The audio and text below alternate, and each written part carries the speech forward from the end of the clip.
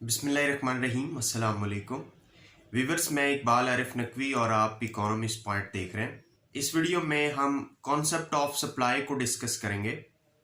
Economics में supply stock या storage का वो पार्ट या वो हिस्सा होती है जो एक प्रोड्यूसर एक स्पेसिफिक टाइम पीरियड के अंदर एक खास प्राइस पे एक स्पेसिफिक प्राइस के ऊपर मार्केट में सेल के लिए ऑफर करता है।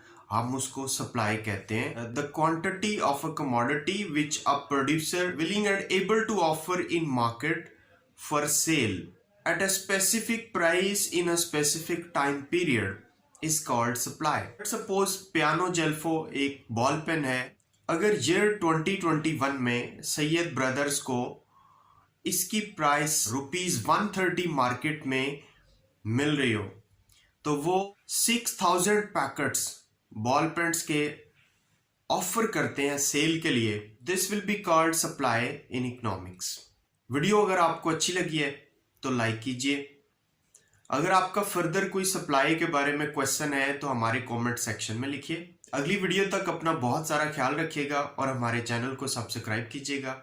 आपका बहुत शुक्रिया। Thank you.